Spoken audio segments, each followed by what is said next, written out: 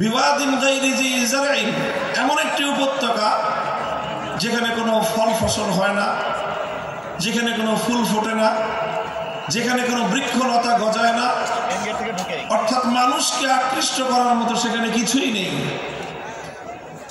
একটি খুবই ক্ষুদ্র জনবসতি, তাও অতি সম্প্রতি যে জনবসতিটা গড়ে উঠেছে, এমন একটি অনুন্নত জনবিচ্ছিন্ন অনুন্নত একটি জনবসতিতে আল্লাহ পাক নির্দেশ দিলেন সেখানে যেন আল্লাহর ঘর নির্মাণ করা হয়, এবং সেই ঘরটিকেই আল্লাহ পাক রব্বুল আলামিন অনাগত ভবিষ্যতে সারা পৃথিবীর জন্য সেন্টার পয়েন্ট হিসেবে, সারা পৃথিবীর মার্কাজ হিসেবে আল্লাহ সেটাকে বিশ্ববাসীর জন্য গ্রহণযোগ্য করবেন, এবং সারা পৃথিবীর নেতৃত্ব প্রদান করা হবে এই বাইতুল্লাহ থেকে, আল্লাহর ঘর থেকে, এবং সারা দুনিয়ার মানুষের কেন্দ্রবিন্দুতে পরিণত হবে এই ঘর। আল্লাহ পাক সেই ঘর নির্মাণ করার নির্দেশ দিলেন তার খলিলকে। স্বাভাবিকভাবেই খলিলুল্লাহ ইব্রাহিম আলাইহিস সালাতু ওয়াস সালামের কাছে এটা একটা বিস্ময় ছিল যে এমন একটা জনপদ, যেই জনপদে না আছে মানুষ, না আছে মানুষকে আকৃষ্ট করার মতো কোনো জিনিস, সেই জনপদের জনবিচ্ছিন্ন একটি পাহাড়ে পাথুরে ভূমিতে এই ঘরটি নির্মাণ করা হলে সেই ঘর কিভাবে সারা দুনিয়ার মানুষের জন্য কেন্দ্রে পরিণত হবে, কিভাবে? এটাকে কেন্দ্রে পরিণত করতে হলে প্রয়োজন হবে এখানে কেন্দ্রীয় কিছু কর্মসূচি, যেই কর্মসূচির মাধ্যমে আল্লাহর ঘর বাইতুল্লাহ সারা পৃথিবীর মানুষের জন্য কেন্দ্রে পরিণত হবে, এখানে একটা মার্কাজ গড়ে উঠবে। আর সেটা গড়ে উঠবার জন্য ইব্রাহিম আলাইহিস সালাতু ওয়াস সালাম বুঝতে পেরেছিলেন যে একটি মার্কাজ, একটা সেন্টার গড়ে উঠবার জন্য প্রয়োজন হলো একজন কেন্দ্রীয় ব্যক্তিত্বের। এই জন্য ইব্রাহিম আলাইহিস সালাতু ওয়াস সালাম আল্লাহর কাছে দোয়া করলেন বাইতুল্লাহ নির্মাণ করে, যে আল্লাহ, এই ঘর তোমার ঘর কাবা, এই কাবা সারা দুনিয়ার মানুষের কেন্দ্রবিন্দুতে যদি পরিণত হতে হয়, তাহলে এখানে তুমি এমন একজন মহামানব পাঠাও, যে মহামানব তার কর্মসূচির মাধ্যমে সারা দুনিয়ার মানুষকে বাইতুল্লাহর দিকে আকৃষ্ট করবে, এবং বাইতুল্লাহর দিকে সারা পৃথিবীর মানুষের মন মস্তিষ্ক এবং তাদের মনোযোগকে নিবিষ্ট করবে, আকৃষ্ট করতে পারবে। তখন ইব্রাহিম আলাইহিস সালাম আল্লাহর কাছে দোয়া করলেন, হে আল্লাহ, তুমি একজন মানুষ এখানে পাঠাও, একজন মহামানব তুমি পাঠাও, একজন রাসূল তুমি পাঠাও, যে রাসূলের কিছু কর্মসূচির কথা ইব্রাহিম আলাইহিস সালাম উল্লেখ করেছেন। ইব্রাহিম আলাইহিস সালাম তার দোয়ার মধ্যে যেই রাসূলের জন্য তিনি কামনা ব্যক্ত করেছেন, দোয়া করেছেন আল্লাহর কাছে, সেই রাসূলের জন্য তিনি 4টি কর্মসূচি এবং 4টি বৈশিষ্ট্যের কথা উল্লেখ করেছেন। বিস্ময়কর বিষয় হলো ইব্রাহিম আলাইহিস সালাতু ওয়াস সালাম যেই 4টি বৈশিষ্ট্যের কথা উল্লেখ করেছিলেন, তার দোয়ার মধ্যে তার সেই কামনীয় মহান রাসূলের জন্য 6000 বছর পরে আল্লাহ পাক রব্বুল আলামিন যখন সেই মক্কার মাটিতে, সেই মক্কার ভূখণ্ডে, সেই বাইতুল্লাহর নগরে তিনি যখন ইব্রাহিম আলাইহিস সালামের দোয়ার সেই স্বপ্ন পুরুষ মুহাম্মদুর রাসূলুল্লাহ সাল্লাল্লাহু আলাইহি ওয়াসাল্লামকে আল্লাহ নবুয়ত দিয়ে প্রেরণ করলেন, তখনও আল্লাহ পাক রব্বুল আলামিন এই মহান নবীর কর্মসূচি হিসেবে সেই 4টি বিষয়কেই উল্লেখ করলেন, যেই 4টি বিষয়কে উল্লেখ করে 6000 বছর আগে ইব্রাহিম আলাইহিস সালাম এরকম একজন মহামানব পাঠানোর জন্য আল্লাহর কাছে আকুতি জানিয়েছিলেন। ইব্রাহিম আলাইহিস সালাম বলেছিলেন, রব্বানা ওয়াবআস ফীহিম রাসূলাম মিনহুম ইয়াতলু আলাইহিম আয়াতিকা ওয়া ইউআল্লিমুহুমুল কিতাবা ওয়াল হিকমা ওয়া ইউযাক্কিহিম ইন্নাকা আনতাল আজিজুল হাকীম। আমরা এখানে ধারাবাহিকভাবে ইব্রাহিম আলাইহিস সালামের দোয়া এবং 6000 বছর পরে সেই দোয়ার স্বপ্ন প্রতিশ্রুত পুরুষ মুহাম্মদুর রাসূলুল্লাহ সাল্লাল্লাহু আলাইহি ওয়াসাল্লামের আগমনের প্রাক্কালে আল্লাহ পাক রব্বুল আলামিন সেই নবীর যে কর্মসূচিগুলো উল্লেখ করেছেন ধারাবাহিকভাবে সেই 4টি কর্মসূচির আমরা আলোকপাত করব, আলোচনা করব। এটাই হলো আজকে আমার তাফসীরুল কোরআনের আলোচ্য বিষয়। প্রথম কর্মসূচির কথা আল্লাহ পাক বলেছেন। আরেকটি গুরুত্বপূর্ণ এখানে পয়েন্ট হলো আলোচনার, যেই 4টি কর্মসূচির কথা ইব্রাহিম আলাইহিস সালামের দোয়ার মধ্যেও এসেছে এবং সেই দোয়ার বাস্তবায়ন যখন আল্লাহ ঘটিয়েছেন, কবুল করেছেন, কবুল করে তার বাস্তবায়ন ঘটানোর সময় নবীকে আল্লাহ পাঠিয়ে যেই কর্মসূচিগুলির কথা বলেছেন, 4টি কর্মসূচি, এই 4টি কর্মসূচি একটি বিষয়কে কেন্দ্র করে আবর্তিত হয়েছে, আর সেই বিষয়টি হলো মহাগ্রন্থ আল কোরআনুল কারীম। কোরআনকে কেন্দ্র করেই আল্লাহ নবীর বৈপ্লবিক সকল কর্মসূচি নিবিষ্ট হয়েছে, কেন্দ্রীভূত হয়েছে। মূল হলো কোরআন, কিতাবুল্লাহ।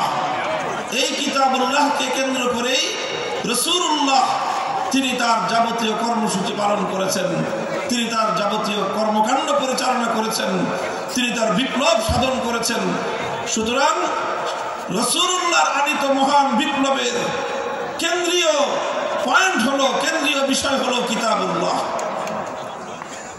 মুহতারাম হাজিরিন, আলোচনার শুরুতেই আমি স্পষ্ট ভাষায় বলে দিতে চাই এবং আমার সম্মুখে উপস্থিত লাখো জনতার এই মজমাকে আমি লক্ষ্য করে বলতে চাই, আজও যদি ঘুরে দাঁড়াই সমাজকে পরিবর্তন করতে হয়, একবিংশ শতাব্দীর আধুনিক শক্তিমান এই জাহিলিয়াত আর এই বর্বরতাকে যদি নির্মূল করে সত্যিকার মানবতার ফুল বাগান তৈরি করতে হয়, কিতাবুল্লাহকে কেন্দ্র করে রাসূলুল্লাহর আনিত অনুসৃত নীতি এবং আদর্শের মাধ্যমে সেটা সম্ভব।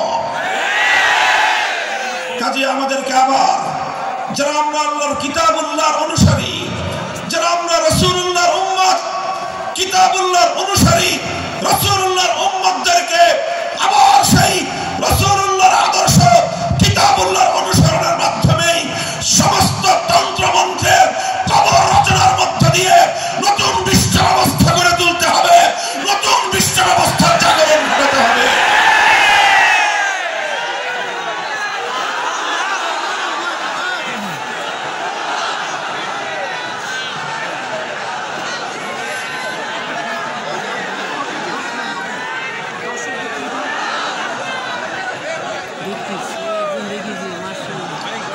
মুহতারাম হাজিরিন, রাসূল আকরাম সাল্লাল্লাহু আলাইহি ওয়াসাল্লাম যেই 4 কর্মসূচির মাধ্যমে পৃথিবীর আমূল পরিবর্তন ঘটিয়েছিলেন, আমি আবার স্মরণ করিয়ে দিচ্ছি। নবীজির 4টি কর্মসূচিরই কেন্দ্রবিন্দু ছিল কোরআন, কিতাবুল্লাহ। কিতাবুল্লাহকে কেন্দ্র করে রাসূলুল্লাহর সারা জীবনের সমস্ত দায়িত্ব পালিত হয়েছে। প্রথম দায়িত্ব ছিল আল্লাহর পয়গম্বরের, রব্বানা ওয়াবাস ফীহিম রাসূলাম মিনহুম ইয়াতলু আলাইহিম আয়াতিক। 1 নম্বর দায়িত্ব ছিল আল্লাহর মহান কিতাব কিতাবুল্লাহ, কোরআনে কারীমকে তেলাওয়াত করে শোনানো, কোরআনের তেলাওয়াতের সুমধুর ঝংকার তুলে এই মানবতার হৃদয় গহীনের মধ্যে, মানুষের হৃদয় গহীনে বিপ্লবের বীজ অঙ্কুরিত করা, বিপ্লবের বীজ রোপণ করা, জাহিলিয়াতের বিরুদ্ধে আলোর বিচ্ছুরণ ঘটানোর জন্য, অন্ধকারের কুহেলিকা ভেদ করে আলোর বিচ্ছুরণ ঘটানোর জন্য মুহাম্মদুর রাসূলুল্লাহ সাল্লাল্লাহু আলাইহি ওয়াসাল্লাম সর্বপ্রথম যেই কর্মসূচি আল্লাহর পক্ষ থেকে প্রাপ্ত হলেন, সেই কর্মসূচির নাম হলো তেলাওয়াতে কিতাবুল্লাহ তথা আল্লাহর কোরআনে পাকের তেলাওয়াতের মূর্ছনার মাধ্যমে, কোরআনে পাকের তেলাওয়াতের ঝংকারের মাধ্যমে সমস্ত জাহেলিয়াত এবং অন্ধকারের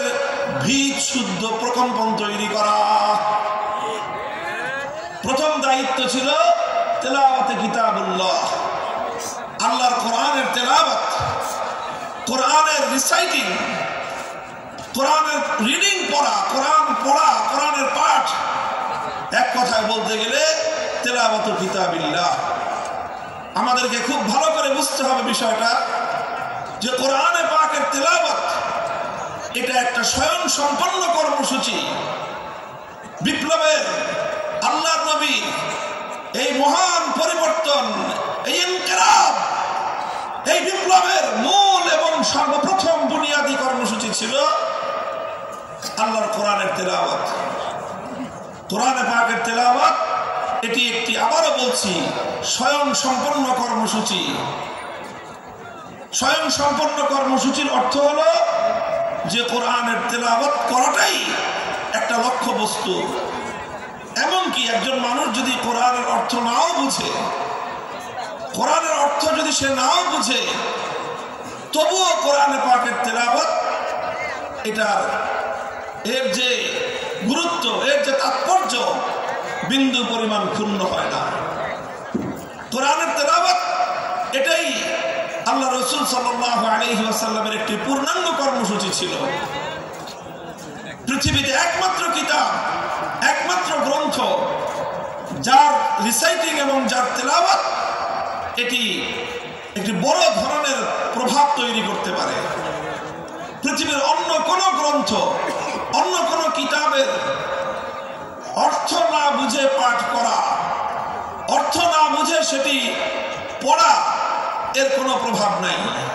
সেটা যে কোনো বিষয়বস্তুর গ্রন্থ হোক, বই হোক, আপনি দর্শনের বই, সাহিত্যের বই, সায়েন্সের বই, মেডিকেলের যত বইপত্র এগুলো পড়েন, যে কোনো একজন পাঠক যদি পড়ে আর যদি সে তার মর্ম না বুঝে, তার অর্থ না বুঝে, তাহলে সাহিত্যের বই পাঠ করে মর্ম না বুঝলে সাহিত্যের কিছুই শিখতে পারবে না। দর্শনের বই না বুঝে পড়লে কোনো লাভ নাই। সায়েন্স বিজ্ঞানের বই না বুঝে পড়লে কোনো লাভ নাই। মেডিকেলের বই না বুঝে পড়লে কোনো উপকারিতা হবে না, এক্সেপ্ট আল কোরআনুল কারীম। পৃথিবীতে একমাত্র কিতাব কোরআনে পাক, যে কোরআন না বুঝে পড়লেও সেই কোরআন মানুষের হৃদয়ের মধ্যে তার অ্যাকশন এবং তার প্রভাব তৈরি করে থাকে। কোরআনে পাকের তেলাওয়াতের মধ্যে আল্লাহ পাক রব্বুল আলামিন সেই মাহাত্ম্য রেখেছেন, সেই তাৎপর্য রেখেছেন। আমরা তাফসীর, হাদিস, তাফসীর এবং সিয়ারুস সাহাবা, সাহাবায়ে কেরামের জীবনীতে তার অসংখ্য দৃষ্টান্ত খুঁজে পাই। আবু বকর সিদ্দিক রাদিয়াল্লাহু তাআলা আনহুর জীবনীতে, ইতিহাসের কিতাবে একটি ঘটনা লিপিবদ্ধ হয়। হযরত আবু বকর রাদিয়াল্লাহু আনহু একবার তিনি মক্কা ছেড়ে চলে যাচ্ছেন। প্রতিমধ্যে আরবের একজন প্রভাবশালী গোত্রীয় নেতা, প্রধান, ইবনুদ দাগিনাহ তার নাম, তার সঙ্গে দেখা। ইবনুদ দাগিনাহ জিজ্ঞাসা করলেন, আবু বকর কোথায় যাও? তিনি বললেন যে মক্কায় আর আমার থাকার উপায় নেই।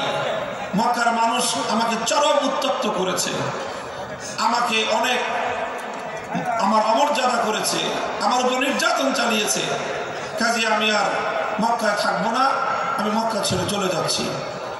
ইবনুদ দাগিনাহ বলল যে আবু বকর, তোমার মতো মানুষ যদি মক্কা থেকে চলে যায়, তোমার মতো সোনার মানুষ, তোমার মতো নরম এবং মানুষের কল্যাণকামী মানুষ, পরোপকারী একজন মানুষ যদি মক্কা থেকে চলে যায়, তাহলে মক্কার জন্য এটা একটা কলঙ্কজনক অধ্যায় হবে। আরবের লোকেরা বলবে যে মক্কার মানুষ ভালো না, আবু বকরের মতো একজন সোনার মানুষ তাদের সাথে থাকতে পারে না। সুতরাং তোমার